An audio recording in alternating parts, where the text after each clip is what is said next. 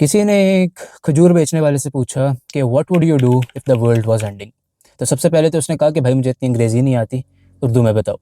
तो उसने पूछा कि तुम क्या करोगे अगर तुम्हें पता लगे कि दुनिया ख़त्म होने वाली है। तो उसने सोचा और उसने कहा कि मैं ये खजूर ही बेचूंगा। उसने कहा भाई दुनिया ख़त्म हो रही है।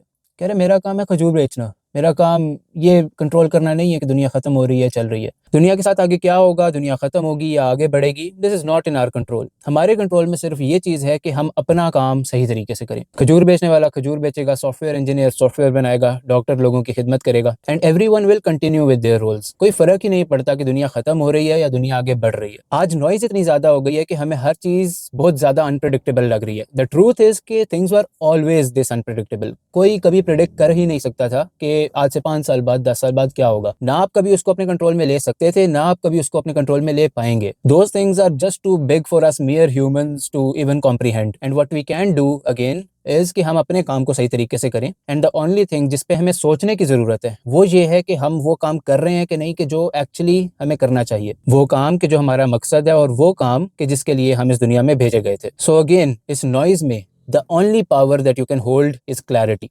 क्लैरिटी कि आपने क्या करना है, क्लैरिटी कि आपने वो कैसे करना है, और क्लैरिटी कि आपने वो क्यों करना है। जो अनकंट्रोलेबल वेरिएबल्स होते हैं उनकी एंग्जाइटी, उनकी टेंशन लेके आप अपने ऊपर कोई एहसान नहीं कर रहे होते, आप अपनी जर्नी को एक्चुअली स्लो कर रहे होते हो। So this is a wake up call for everyone जो भी इस नॉइज की वजह से टेंशन ले रहा है, जिसको भी एंग्जाइटी हो रही है, कि things are not in your control. The only thing that you can control is what you do right now. That is it for today.